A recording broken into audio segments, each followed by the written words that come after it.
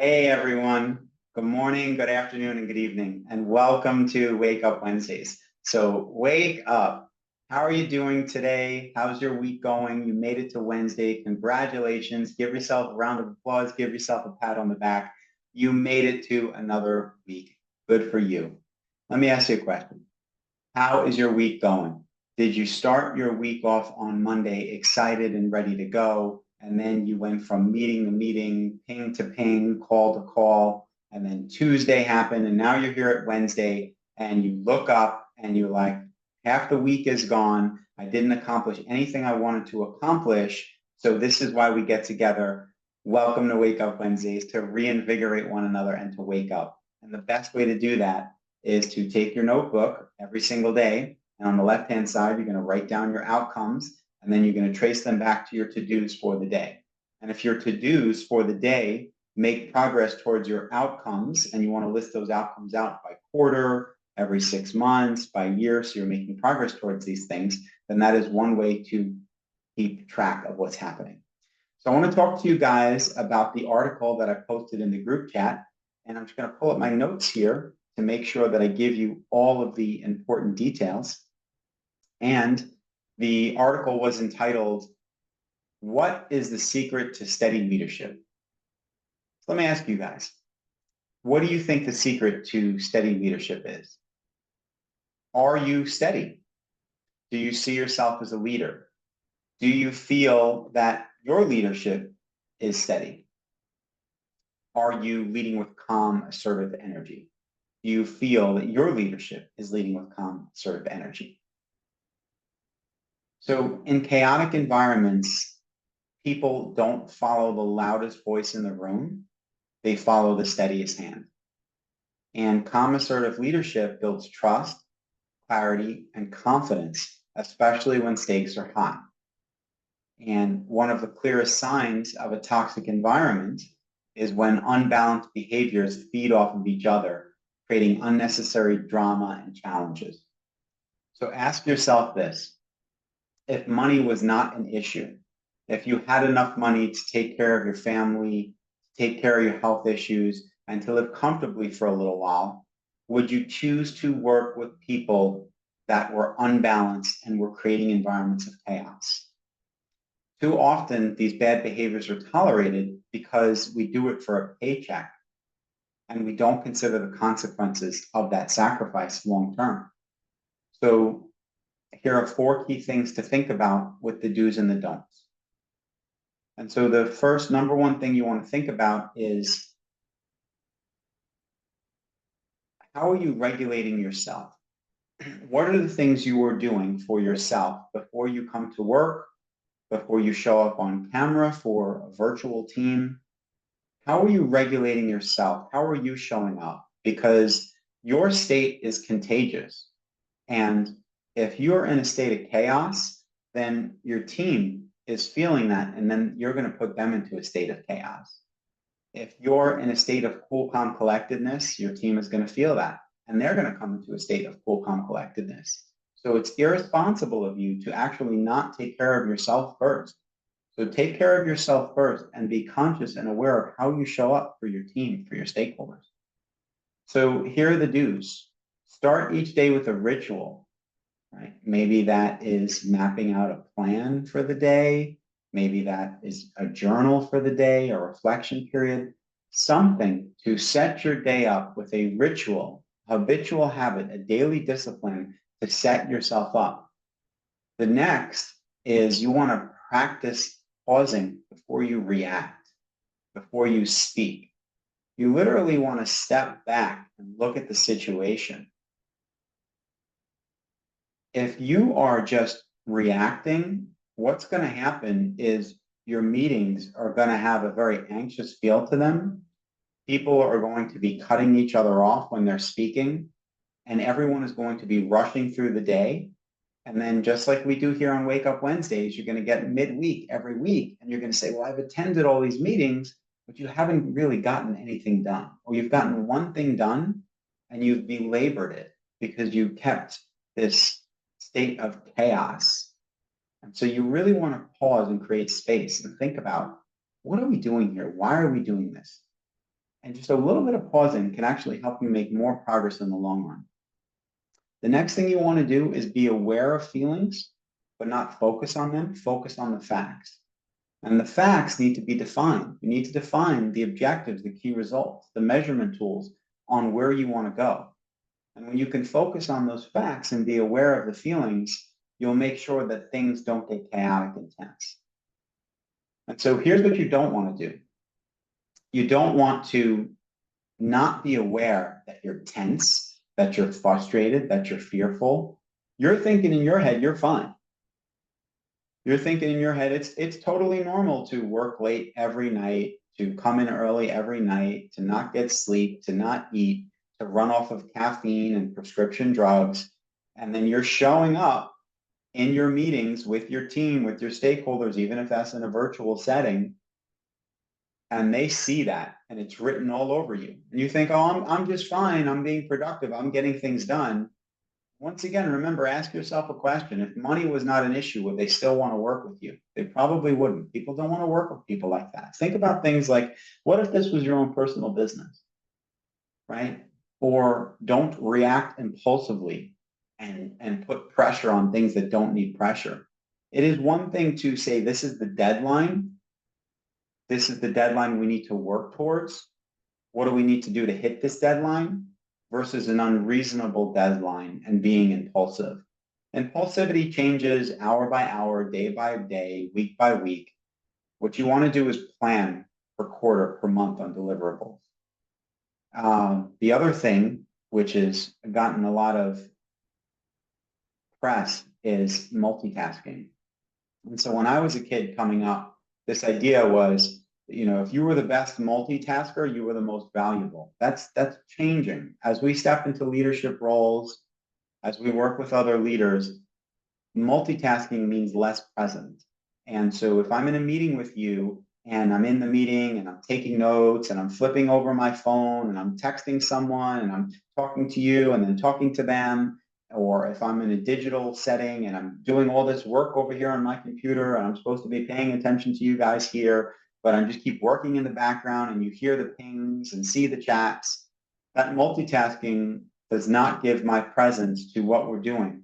And when I take my presence, or when you take your presence away from what you're doing, then everyone in the room feels that and you actually become less productive. And you give your attention to a lot of little things instead of making progress on the overall main thing because you haven't identified that.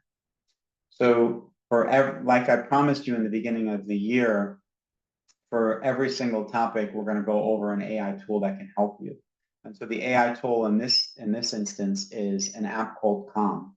So try checking out that tool on the weekends, maybe do it for 15, 20 minutes before you go to sleep on a Saturday night, and just see how you can create a state of calm and lead with presence for your teams. The next tip, tip number 2, is you want to think to yourself, how will you communicate with assertive energy? And so being calm does not mean being passive. It does not mean not hitting deadlines. In fact, when you're calm, you can actually be more confident and more direct. See, if you're chaotic, if you're leading from a place of fear, if you're angry and you're frustrated, and you're direct with someone, it's going to come across in a very bad way. But if you're extremely calm, then you can be direct with someone, you can tell them exactly what's going on, and you can get all that noise out of the way. So what you want to do is you want to speak with a steady tone. You want to have clear language and open posture. You want your team to feel that it's okay for them to ask questions. You want to acknowledge the emotions in the room, but once again, you want to focus on facts. Be aware of the feelings, but focus on facts. And you want to repeat the key priorities in the beginning of the meeting and repeat the key priorities at the end of the meeting to keep everybody focused. So don't confuse calm with being vague or indecisive, right? Calm is not, oh, well, we'll see. We'll cross that bridge when we get to it. We'll figure it out as we go. We're agile. This is not being calm. This is not good leadership. That's being vague or indecisive. That's not good either. Don't do that. Make sure that there's a clear direction. You're following that direction, and you can show the progress you're making in a measurable way. Don't avoid difficult conversations, and assertive does not mean avoiding conflict. If there's a difficult conversation you need to have, you reach out to that person privately. You say, when are you free? I'd like to speak with you about something. You sit down with them in person if possible, or you do a video call if they're across the pond or they're 13 hours away, and you take care of it in a calm way. You do not overload people with information and constant task switching. So Monday at 9 a.m., you're working on this, and then at 9:30, you're working on this, which is completely separate, and 10 o'clock, you're working on this, which is completely separate, and you're pulling people into all these meetings, and you have all these different things going on that are not part of the overall goal or objective. You're going to overload people. Instead, it is better to stop, slow down, focus on one thing, do it at the highest quality possible, and then move on to the next, whether that's if you're getting things done or if you're training people, especially if you're training new people. Okay. The third thing you want to think about is, what does your energy in the room say? And so imagine that you can't hide behind your computer, you can't hide behind your camera, you can't hide behind your desk, you can't hide in your office, that you're conducting a workshop and you are standing in the middle of that workshop and everyone is seated surrounding you. What does your energy say? Are you afraid? Are you fearful? Are you anxious? Have you been preparing the way you need to prepare? Did you scramble and prepare last night? Do you have a reputation over a period of years of consistency? Think about if you were standing in the middle of the room conducting a workshop with everyone you work with around you. What does your energy say? That's the real work you need to do. And so in order to do that, it's the constant discipline of how you do things day in and day out. It is the small things. That's why I always say, did you make your bed today? So do open meetings with a positive and controlled tone. Don't start off negative. Oh, yeah, I know we don't want to do this, or I know we're under budget, or I know we're understaffed, or I know we don't like this other team or department. Don't do that stuff. Don't be negative. If you're negative, you invite your team to be negative. Open up positive in a controlled tone, like we do on Wake Up Wednesdays. We reinvigorate and we recalibrate towards the plan. We keep focused on outcomes. Be the thermostat, not the thermometer. You set the emotional tone. So if things start getting negative, you acknowledge the negativity, which should be focused on facts, and then bring it back. And so you might say, I understand that to hit this Q3 deadline, it's going to be tight. I understand we're understaffed. I understand we don't necessarily have all the support from the vendor we need, but I have a plan and how we're going to move forward. All right, so don't ignore, acknowledge, be aware, not afraid, and move forward. And model the behavior you want to see. If you want someone to listen to you, if you want someone to respect you, then you have to listen to them and you have to respect them. You have to be nice to people. Some of you guys are not nice to your coworkers, to your team. You're not even nice to your leadership. I observe this behavior in meetings all the time. I'm in meetings all day long, whether those are in person or virtual, and I see it all day long. People are not nice to each other. Be respectful of one another. Listen. You don't always have to be the one to talk. You don't always have to be the expert. You don't always have to be the loudest voice in the room. Give space so others can do that. Have it a give and take. Participate, collaborate with one another. You might actually learn something. So don't be chaotic. It's one of the worst things you can do. If your boss's boss, if they are like, total chaos, you need to be the one to be calm and lead by example. You need to be the eye of the storm. If your boss is a mess and now you're a mess and you're thinking, well, I'm just matching, I'm mirroring my boss's energy, you're just going to infect. Your energy is infectious. Just like if you were to catch a cold, you're going to make chaos for everyone else around you. And remember, if people are only working with you for a paycheck, that's a problem. If it was your business, but they want to work with you. And imagine a scenario where there's chaos happening all around you, and you can invite people into the calm, you can invite them into the eye of the storm, and then they would want to work with you. And so do not allow for interruptions or side conversations that are going to derail focus. I see this all the time, almost every single meeting. Whether I am chairing the meeting or someone else is chairing the meeting, there will always be a couple people over here, and they're not even whispering, they're just talking about something completely different. And when you try and redirect their focus to the person doing the presenting at the top of the room, they get annoyed.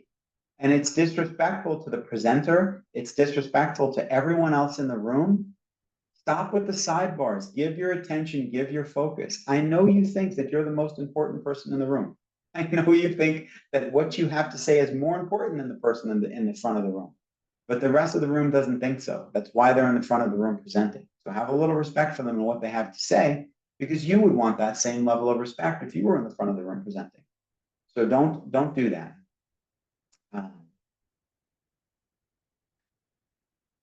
Don't, and like I said earlier, don't hide behind your screen. Don't hide behind your computer. Don't hide in your office. Imagine that you were standing in the middle of a room and you were conducting a workshop. How would you act? What was the energy? So the AI spotlight here, if you're using Zoom or you're using Teams, there are AI companions out there that will automatically give you a meeting summary. And by allowing them to do that, then that will help you to be more focused on the topic, on the facts, and the people in the room and your energy, because you're less worried about taking down every single note, action item, meeting minute, and summary. You can then take your notes, you can look at the AI's notes, you can edit it, you can update it to make sure that it has the direction you want. And that's one less thing for you to have to worry about, one less thing for you to take out of your head, and you could be more focused on the room. The last question you want to ask yourself, which is the most important question, question number 4, is how will you build trust? How will you build trust? The other side to this coin is you're cool, you're calm, collected, but you're passive aggressive and no one trusts you. You're completely composed, you're aware of the energy in the room, and you are an untrustworthy person.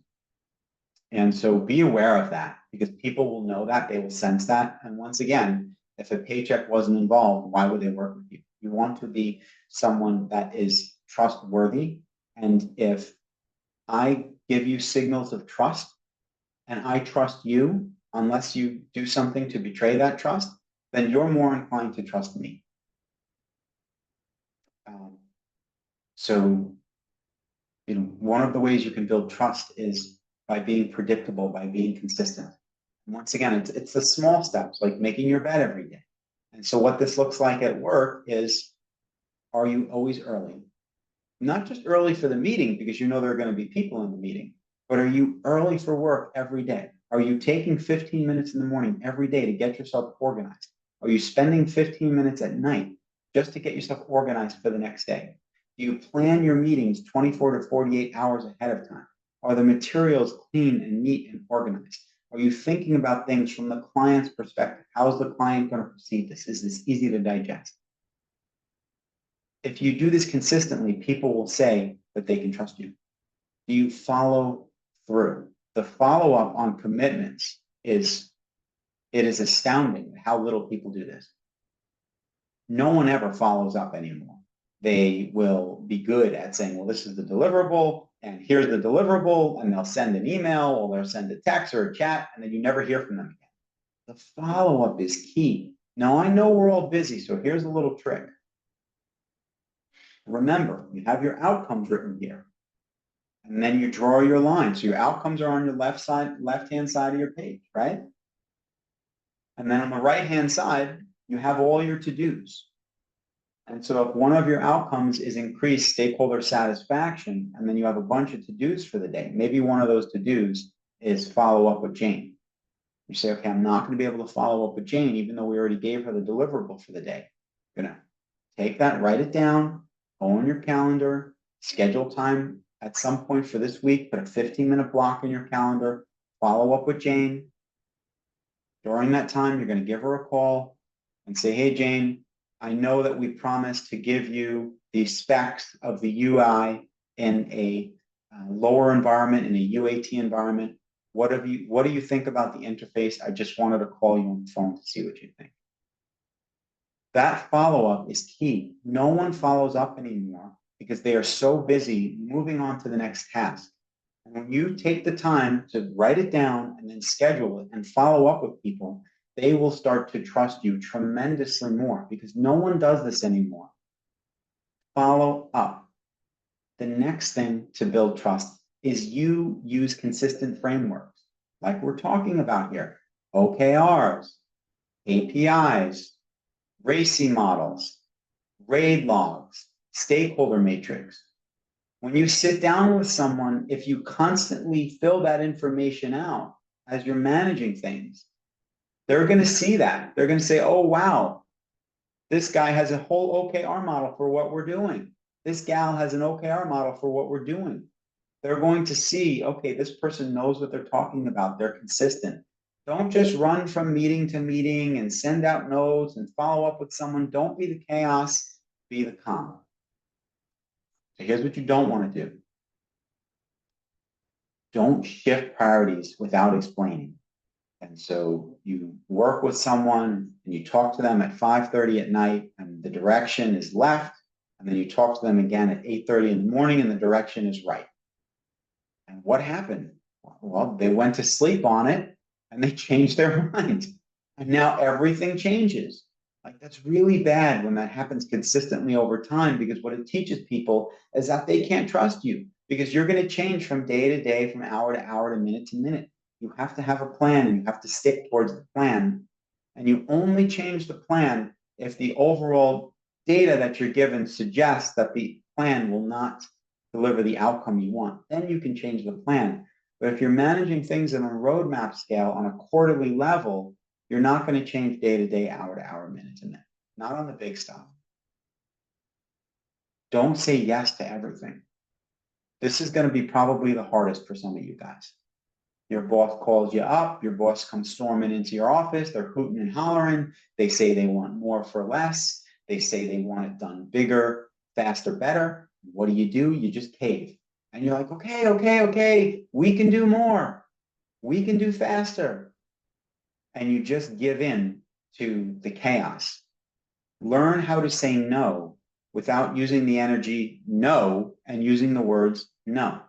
And one of the things I am very good at is helping you to get your management and your leadership team on board with what really needs to be done without them feeling like you're challenging them, because you're not challenging them. You're not trying to take control. You're trying to get things done the right way. So you can't just say yes to everything because there's a price to that. And this is a big problem in corporate culture. The people that are yes men and yes women tend to do well and get the most promotions because they allow everyone to dump shit all over them and then nothing ever really gets done. So you don't want to do this because then that promotes more chaos, less focus. And the last thing, this is the worst thing you can do. This will erode trust, is by leading with fear. So you do not take the time to regulate yourself. You do not take the time to build relationships with your management or your leadership team. You just say yes to everything. You're afraid on the inside. You're not aware of how afraid you are. You lead with fear. Everyone else around you can sense it. They can smell it. They start to be afraid, and you've just destroyed a culture. You've created a culture of fear. Do not lead from a place of fear. What are you so afraid of? What are you so afraid of? So when you learn to get things back on track, when you learn to work towards the overall outcome and objective, what are you afraid of? There's nothing to be afraid of. Don't lead from a place of fear. The workplace should not be a place where you're afraid. Many times throughout the years, I'll work with people and they'll say, we'd be doing a new technical implementation. We'd be rolling out a new system that's been fully vetted by a vendor that is one of the best in the business. We would do it in a slow and steady fashion. We'd be in a UAT environment, a testing environment. There wouldn't be much change. People would say, this scares me. And I would say, you should never be afraid at work. No one is threatening you here. There's nothing to be afraid of. Create a work environment where people feel accepted, people feel that it's calm, and people feel that they can work towards the overall outcome, objective, and goal. Don't lead from a place of fear. This is going to be the hardest for you guys because in order for you to get rid of the fear that's surrounding you, you have to work on yourself. You have to get back to center. And when you can get back to center, it doesn't matter what kind of the whirlwind of shit that's going on around you, you'll always be calm. And a sign of a good leader is when their leadership team is coming at them with fear and chaos, but they talk to their team doesn't feel that chaos. Their team feels a calm sense of this is where we're going, this is how we get there. All right, so wrapping that all up to go. Calm, assertive leadership is not born, it is built. You're not just going to show up this way. You have to work on it every single day. And just so you guys know, I'm part of the 4 a.m. club. I wake up at 4 a.m. every single day. Before I go into work, before I show up on a single Zoom call, I have what feels like almost a whole day's worth of work that I put in just on my mindset, just on myself to keep me happy, to keep me healthy, so that the way I show up for work is important. So before 8 a.m. hits, I have 4 hours of work that I put in. So no matter what shitstorm comes at me, I'm calm. And throughout the years, people have said things to me like, Mark, you can walk me off the edge of a cliff any day. They say, Mark, how are you so calm? It's not drugs. It's not medication. It's discipline. It's consistency. It's habits. Every day I get up at 4 a.m. to control my mindset so that the way I show up, no matter what's happening around me, it's not a problem. Now, there's also going to be times as a businessman where I'm going to say, this is not worth the investment. I'm leading a horse to water, but they refuse to drink. If you're in an environment where people refuse to change and they're basically saying to you, if you don't get on board with this chaos, then we're going to get rid of you. And they're actually going against a calm environment. They're going against objectives and key results because they want to create the chaos to have a sense of control and smoke and mirrors. That's when you can say, okay, no problem. I hope we can work together on the next one. And you go work on another one. Sometimes you need to know when to walk away. So the more controlled your energy, the more others will trust you to lead them through the storm. Even if you tell them, we can't continue to go this way because these folks, they're not on board with the overall objective. So we're going to have to go in this other direction. Your job is not to remove the chaos, it's to be the calm within it. And so a Marcus Aurelius quote is, you have the power over your mind, not outside events. Realize this and you will find strength. That's a Marcus Aurelius quote. And so your call to action is 3 very important things. You always have 3 calls to action. Number 1, what are the triggers in your environment that are rattling you, that are shaking you? And so what you want to do is you want to say, good, put me in an environment that is chaotic. Put me in an environment that is crazy. Give me the project that's under budget. Give me the project with the most difficult stakeholders. Give me the project that doesn't have the development resource we need. Good. Give me the worst thing you have. You want to get better at managing calm, just like you would get better at any skill, managing chaos to create the calm. The more you work on it, but you have to be in a supportive environment. If you're not in a supportive environment, then it's never going to work. The better you can get at it, and you identify triggers, the faster you can get back to center and get it back on track. But once again, you have to be in a supportive environment. The second is practice setting the tone at the start of every single morning for yourself. If you can set the tone that says, no matter what happens today, this is the frame, this is my mindset, and this is how I'm going to be.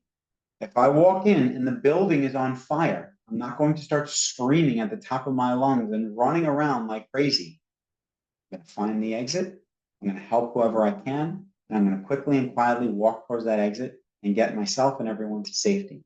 So set the tone for yourself every single morning and at the beginning of every single meeting.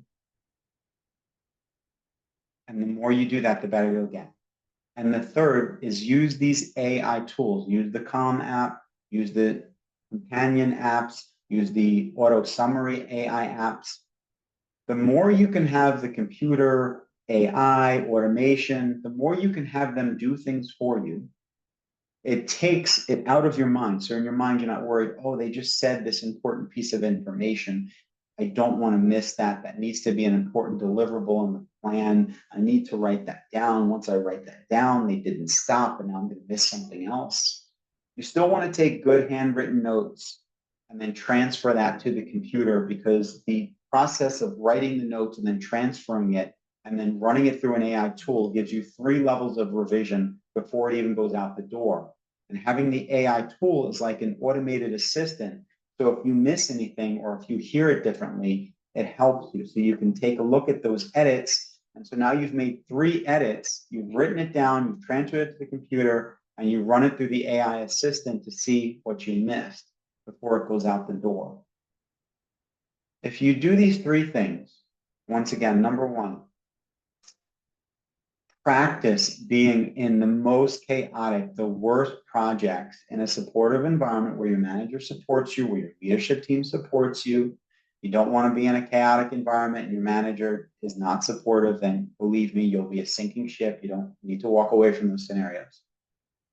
But if you can have the support, then you can take on the most chaotic projects and you'll get better at them. It'll be like building a skill, like getting better at basketball, like playing the piano, anything else.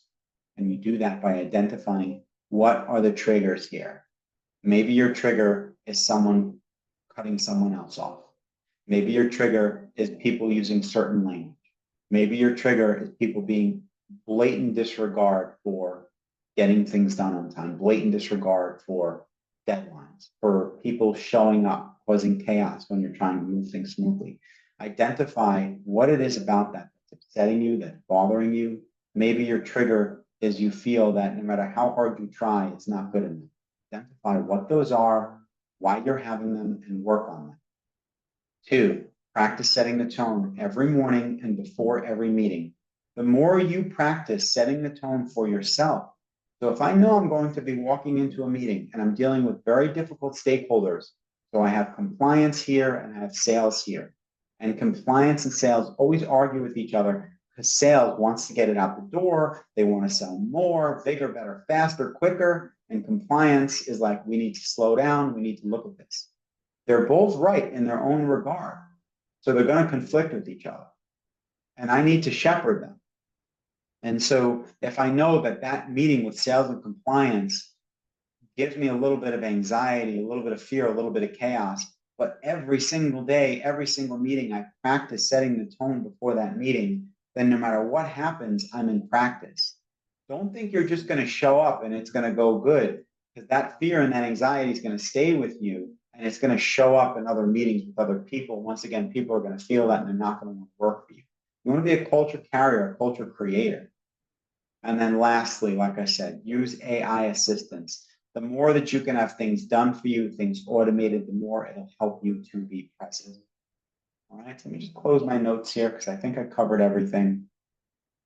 So thank you guys again for joining Wake Up Wednesday. So wake up.